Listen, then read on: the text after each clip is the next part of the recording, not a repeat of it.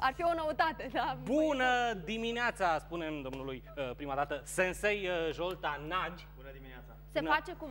Stați. Cum așa? Nu, fără? Nu e... Da, eu mă retrag deja că văd acolo o centură neagră cu 5 de ani, dacă nu mă înșel. Și s-ar putea să ți-o iei. Și s-ar putea să mă iau pe coajă. Văd că nu ați venit singuri, ați venit aici cu niște campioni. Pentru că așa trebuie să-i definim. Marius, încă o dată Alexandru și Almira, da? Care e Alexandru 1, care e Alexandru 2? Da, numai să luați și microfoanele ca să vă audă și telespectatorii. Și cum zicem? Alexandru cum? Pe mine mă cheamă Stăniș Alexandru. Aia, da, hai după porecla, acum cum zic Alexandru Stăniș? Cum zic? Alex mic și Alex mare. Alex, mic și mare. Care e mic și care e mare? Eu sunt mic, el e mare. Dar tu de ce ai centura mai deschisă la culoare și el mai închisă? El e mare și tu ești mic? El are centura neagră, eu am centura maro. Am înțeles. Veronica, eu îți propun să te retragi puțin, pentru că da. aici avem adevărate talente. Domnul Nagy ne va și spune că ei sunt campioni. Da, sunt medaliați în ultimii ani la campionatele naționale și Cupa României, chiar și la campionatul european. Pentru Marius, care a fost anul trecut și a fost chiar la grupa lui de vârstă cel mai bun din țară, la categoria lui. Sunt copii tineri de 11, 10, 12, 13 ani, dar au 5, 6, 7 ani de antrenament. Dar ce fel de, cum să zic, de stil? E pe stiluri aici, nu? Karate Shotokan. Tradițional. Eu propun să vedem, să ne faceți și o demonstrație, să vedem ce puteți, pentru că vedem dacă premiile alea sunt meritate, da? Cine ne face prima demonstrație? Ei trei vor face o demonstrație. Ei trei să-i punem la treabă. Și eu fac aici o demonstrație, dar tot ce faceți voi acolo, facem și noi doi aici. Nu vă faceți griji, nimeni nu se lovește, doar Veronica. Îi dăm start. Așa, ia să vedem. Stați pe aceeași linie. Ne puteți comenta, nu? Da, este un kata pe care îl folosim la competiție, Basai Dai, cu echipa, și o aplicație de luptă, un bunkai, pe care o vor face după ce execută kata. Deci e o chestie de concentrare până la urmă. Trebuie să te concentrezi, să facă toți trei egal. Practic, kata asta se desfășoară, practic. Nu există un luptător cu care te lupți, practic, sau? Ca formă, kata reprezintă o formă de luptă cu un adversar imaginar, dar în momentul în care noi învățăm și repetăm, facem și aplicație cu parteneri pentru ca și lor să le fie ușor să păstreze în memorie exercițiul și să-l gândească ca și apărare, ca și luptă, nu doar ca o formă de prezentare. Cât de important e sportul în viața copilului? Foarte important. Dacă luăm o maximă veche de câteva mii de ani, mens sana in corpore sano, e important, pentru că înseamnă o minte sănătoasă într-un corp sănătos. Și karateul, până la urmă, folosește foarte multe lucruri legate și de concentrare și de partea fizică. Și atunci... Mulți ar spune că dacă dai copilul la karate, gata, îl înveți să fie un bătăuș. Ce ne faci? Nu. Acum începe lupta. Și dintr-o dată un pumn, doi, iată, un adversar este la pământ. Vai, Doamne, peste tot doar ură, putere, forță. Ură mai puțin, doar concentrare. Doar concentrare. Am înțeles, Andrei. Da, spuneți-mi un secret totuși. Eu nu am știut niciodată care este cel mai sensibil punct al corpului. Nu am știut niciodată unde să dau. Ultima dată când am dat, mi-am luat-o. Deci... Nu pot să vă spun. Eu încerc să le explic că aceste lucruri nu trebuie făcute pe stradă sau la școală sau oriunde în altă parte. Ei au capacitatea să înțeleagă după atâta timp de antrenament și încearcă să se exprime în partea de competiție și în demonstrații. Pentru că acolo trebuie să-ți etalezi valoarea. Până la urmă, pe stradă nu ai ce să cauți cu așa ceva. Sunt lucruri periculoase, dar dacă le înveți și înveți să stăpânești energia și gândurile, atunci este bine. Deci cu ocazia asta îți răspund și la întrebarea că nu ne transformăm copilul într-un bătăuș? Nu, departe de problema de care spuneți, pentru că creatorul sau cel care a promovat prima dată Shotokan Karate în Japonia, Gichin Funakoshi, a spus clar de la început că scopul pentru a face aceste lucruri nu este victoria sau înfrângerea, ci pur și simplu formarea unui caracter puternic și a unor oameni echilibrați. Acum am să vă întreb pe dumneavoastră, există un anumit temperament de copil pe care îl dai pentru sportul ăsta? Sunt copii timizi. Ar putea să facă un copil timid un astfel de sport sau trebuie să fie unul foarte energic și sprinten, așa, cum să zic, care n-are astâmpăr? Amândouă variantele sunt bune.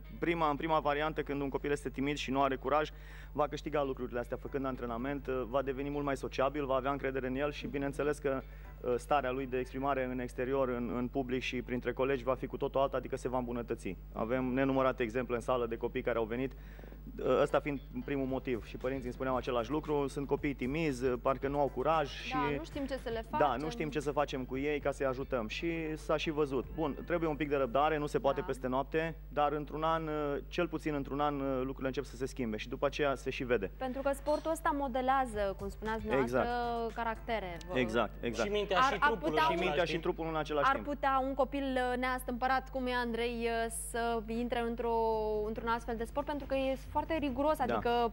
A doua variantă este bună, pentru că, sigur, te echilibrează scăzând din ceea ce ai în plus. Adică ai foarte multă energie, foarte multă dinamică, ai exerciții unde te poți exprima și încet, pentru că karateul înseamnă disciplină, respect și atunci lucrurile astea te ajută să te echilibrezi, îți consumi energia într-un mod pozitiv și reușești să devii mai echilibrat, deci în exterior, unde te desfășori în public, în școală sau în altă parte, devii altfel și consumi ceea ce ai în plus în sala de antrenament. Deci iată o modalitate, dacă ai un copil cu care nu știi ce să mai faci, am putea spune hiperkinetic, să-i dăm ocupație ca să nu ne dea el nouă, oricum, energia lor este imensă la vârsta mică și au de unde să consume. De multe ori pleacă din sala de antrenament după o oră și jumătate și încă dacă ar mai fi spațiu, ar mai face în continuare o oră și jumătate, nu ar simți. Alex, spune-mi tu, de câți ani faci sportul acesta?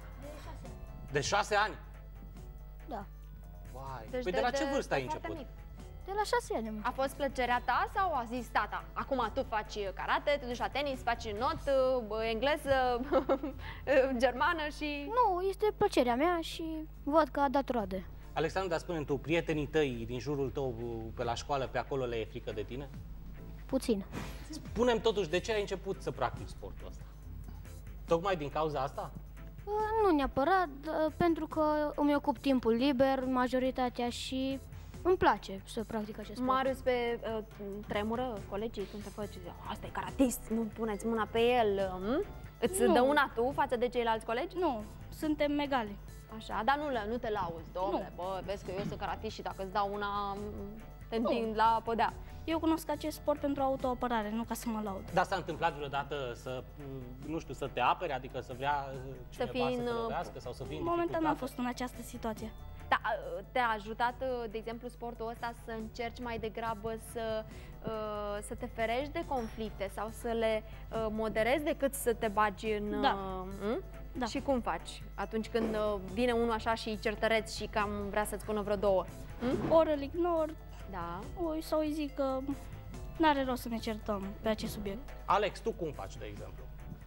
Și tu îl ignori? Faptul că știi karate, asta nu înseamnă că sar direct să și te bați. Da. Păi, dacă cineva vine să mă bată, dacă este bătăuș și sare la bătaie, normal că mă apăr. Dar dacă vine pe un subiect stupid, îl ignor. Cum adică te aperi? Doar încerci să te aperi așa, nu da, sau și atac, te aperi? Adică normal. Și atac. Da. Până la urmă, în karate nu există decât două variante. Ori te aperi, ori dai, nu? Da. Tu alegi să te aperi prima oară?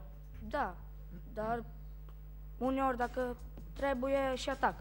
Și avem aici în studio o fată care practică karatele. Iată, fete așa, între karatiști acolo, nu e un sport mai mult pentru băieți? Ce zic băieții când te văd la antrenamente? Almira. Zic că... Nu da.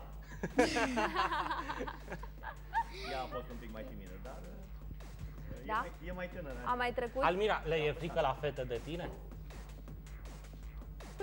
Nu zic că, vai, Doamne, să dau în ele sau să mă apuc cu ele la bătaie.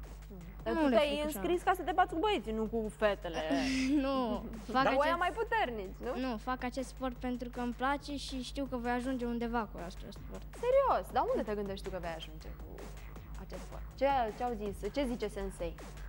Un campion, deci are calități, e un copil dotat și foarte inteligent și asta a ajutat-o ca într-un timp destul de scurt să ajungă printre cei mai buni, pentru că față de ceilalți 3 a venit mai târziu la sala de antrenament, dar a recuperat repede.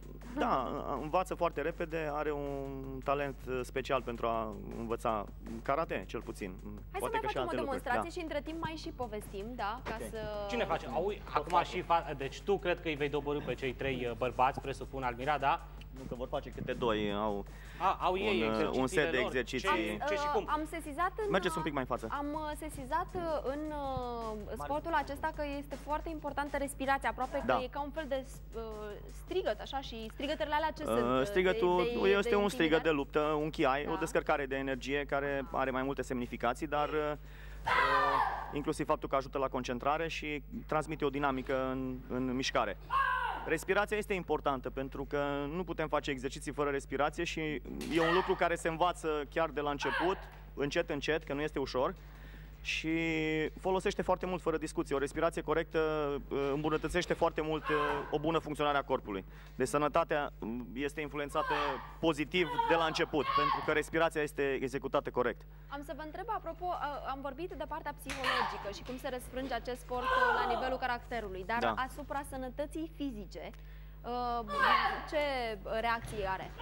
Păi tocmai asta spuneam, am avut surprize de mulți ani încoace în care au venit copiii și părinți după o perioadă de antrenament, cam 3 ani de antrenament în care corpul reacționează, mai ales dacă sunt mici, în sensul ei și cresc, se dezvoltă și musculatura și articulațiile și medicii la care au fost pentru control rămâneau puțin surprinși văzând un copil de 10, 11, 12 ani cu o structură musculară foarte bine pusă la punct, nu în sensul masiv, dar dezvoltat armonios, fiind în creștere, făcând sport constant, sigur se vede și primul lucru, dacă e ușor de observat când te uiți la 2 copii mergând pe stradă și îți dai seama imediat dacă un copil face sport sau nu, pentru că atitudinea, poziția corpului imers se vede imediat, se vede dacă el este practicant de sport sau nu. E foarte interesant cum se respectă adversarii în sportul. Până la urmă este un jurământ, dojokun îi spunem în japoneză, în care primul lucru și cel mai important este caracterul, deci având un caracter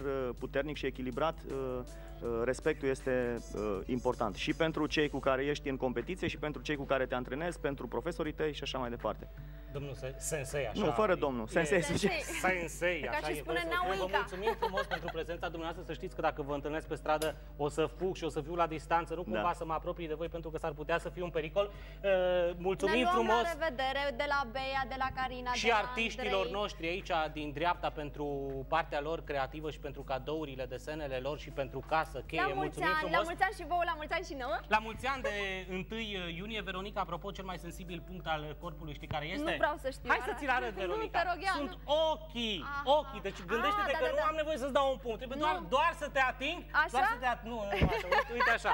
Știu și eu ceva tehnică. Deci până la urmă în viață ne apărăm sau atacăm. Să nu ne scoatem ochii, oameni buni, să fim mai buni și să fim mai sensibili față de ceilalți din jurul nostru. Mulțumim și vă spunem bună dimineața și la mulți ani încă o dată de 1 iunie.